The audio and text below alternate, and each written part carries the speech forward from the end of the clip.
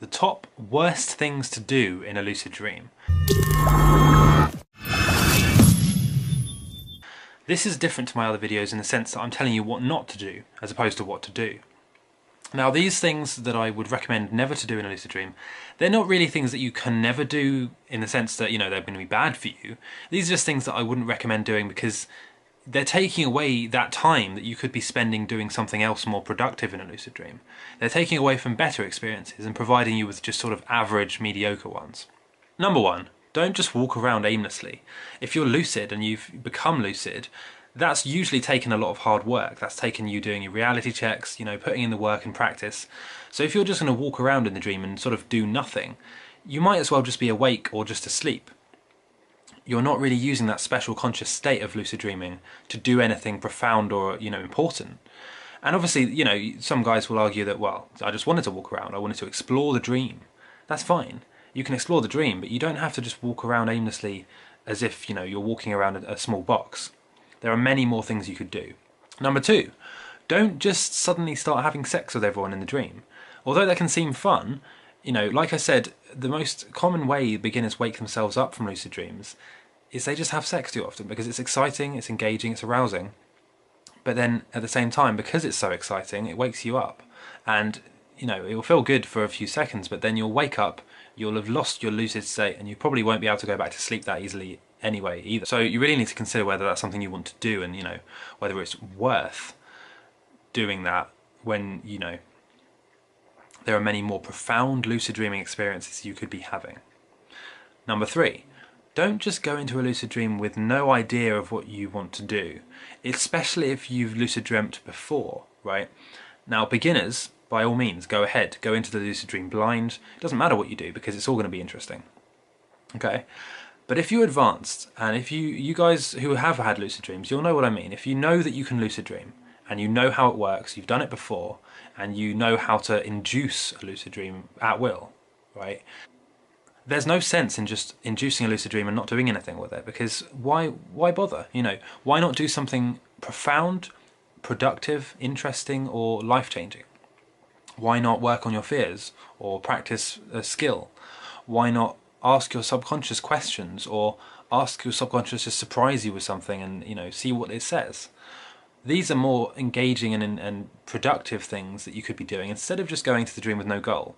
It's always a good idea, especially as an advanced lucid dreamer, right? It's always a good idea to go in with a goal of exactly what you want to do, because let's be honest, time in the lucid dream is short, right? You don't lucid dream for very long, and once it's over you feel like you sort of feel a sense of guilt that you didn't spend the time properly and that you wish you could go back and do it again, but you have to wait till the next night usually. So just try and think of a goal before you enter a lucid dream, and, you know, you'll be more productive, you'll feel happier, and you won't regret the whole thing. So, number four, don't just rely on supplements and techniques to give you a lucid dreaming experience. They're sort of like a tool that you can use, but if you rely on them, then you lose out on the creative magic of lucid dreaming. If you just blindly, you know, you don't do any reality checks and you don't put any work in, all you do is just take a pill at 4 AM and hope for the best, then the experience that you do have, if you even have a lucid dream, which you probably won't be as special because you haven't put yourself into it, you haven't given it your energy and intention. And part of the beauty of having a lucid dream is that you give it your solid intention, and your willpower drives your mind to create an interesting and engaging lucid dream. If you just have a pill, yeah, you might have a lucid dream, but it won't be as special. Number five, and this is slightly a controversial one, try not to do things in a lucid dream that are too similar to a waking life memory. Probably the biggest downside of lucid dreaming, the one negative effect it can have, is that if you mix lucid dreams with waking life real memories, when you look back on these things in 3-4 years' time, you'll find it really hard to tell the difference between the two types of memory. Because your brain doesn't know the difference. It really doesn't. Especially after a lot of time has passed and the memories... Because another thing, memories change with time anyway. This has been proven scientifically. The memory you have today of something that happened 5 years ago is not the same memory that happened 4 years ago. It's not the same thing. Your mind has changed it over time, and especially with lucid memories, they can be morphed and blurred. The line between reality and dreaming can be blurred very easily. And if you constantly lucid dream about things you always do, then it's going to be that much harder to tell the difference between dream memories and real memories. A good way of avoiding this is just try not to lucid dream about places you have been loads of times. Try not to lucid dream about being at work or being in your bedroom, right? Because these are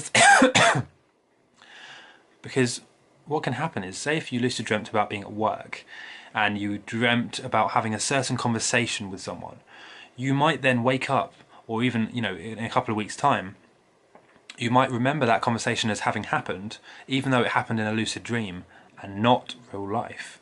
And then you might embarrass yourself. You might mention something to your work colleague or whatever that never actually happened and they never even spoke to you about. This is just one example, but just try not to blur the lines too much between dreams and reality, especially if you're a beginner, because it can get very overwhelming. So that's pretty much it. These are the top 5-6 things I would not do in a lucid dream. You can obviously do whatever you want. I'm just suggesting that, you know, this is my personal opinion. These are what I wouldn't do. There are many more exciting things you could do, and you owe it to yourself to try and experience as much as possible in a lucid dream. Done.